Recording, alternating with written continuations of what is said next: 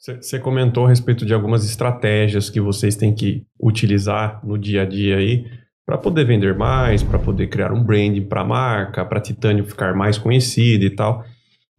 Você sabe alguma estratégia? Tem algum case que deu muito certo, que falou, poxa, isso funcionou e tal, que poderia ser replicado em outras áreas, inclusive? A gente costuma fazer muita campanha de incentivo, né? Até para os próprios vendedores das lojas, né? São estratégias que sempre dão certo, né? A gente sabe que na área comercial o que mais motiva é a questão financeira, né? Então, esse incentivo financeiro até mesmo para o vendedor... Me dá um exemplo aí de campanha de incentivo para o público entender. Para o público entender, por exemplo, um dos produtos que eu tenho em linha que é muito interessante assim a gente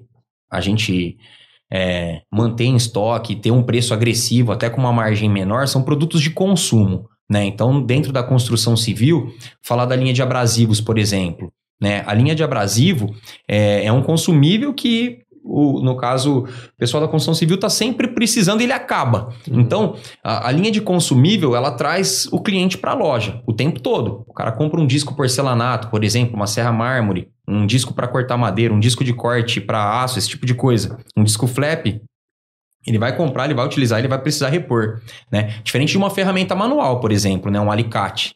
Um alicate, a duração dele é eterna, né? Se não perder, não acontecer nada, ele dura muito tempo. Então, assim, o ideal é você ter produtos de consumo na sua linha.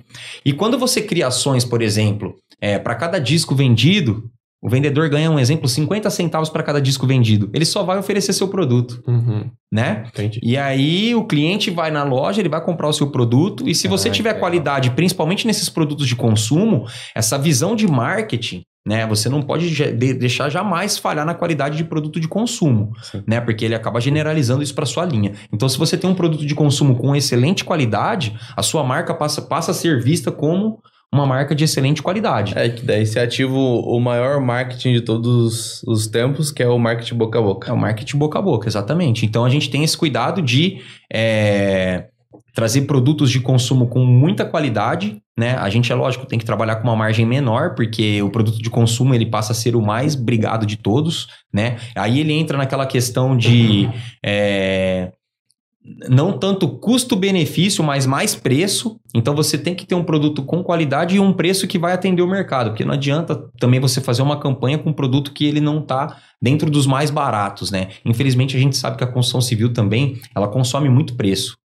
Infelizmente, é uma verdade. Isso em todos os segmentos de mercado, né? O Hugo é o cara pra falar isso aí, né? Sim.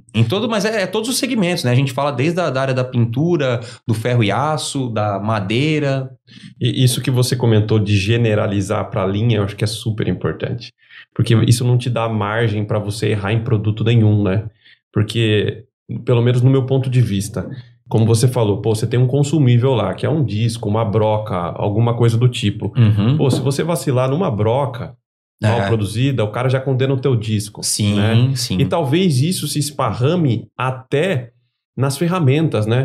Então, você tem uma ferramenta que não é legal, aí o cara olha o seu disco e fala, daquela ferramenta que é ruim, então o disco não deve ser bom. Então, ele não te dá margem para você ter um produto no seu portfólio que não seja com uma qualidade A, né? Então, isso eu acho que é mega importante. Hoje, um dos maiores desafios, assim, da nossa gestão, porque para a gente ter uma venda de sucesso, a gente precisa entender a necessidade do cliente, né? E entender qual é o cliente que visita, qual é o cliente que consome desse nosso parceiro, né? Então, dentro da minha linha, eu tenho produtos profissionais e eu tenho produtos da linha hobby. E esse cuidado que a gente tem que tomar e tem que ter uma equipe muito bem treinada para oferecer o produto, porque se eu tiver um colaborador meu oferecendo um produto de linha hobby em uma loja de ferramenta específica para profissional, eu acabo queimando a minha linha. Então, esse é um cuidado. E o mercado, ele pede muitas vezes um produto muito hobby, né? Aquela questão do faça você mesmo, sabe? Então, eu tenho dentro da minha linha, por exemplo, jogos de ferramenta para construção civil. Vocês têm hoje uma estratégia para que o seu produto hobby ele seja vendido em lojas específicas? Eu não consigo controlar isso, Mas né? Porque eu vendo no Brasil todo. Uhum. Mas a gente tenta treinar nossa equipe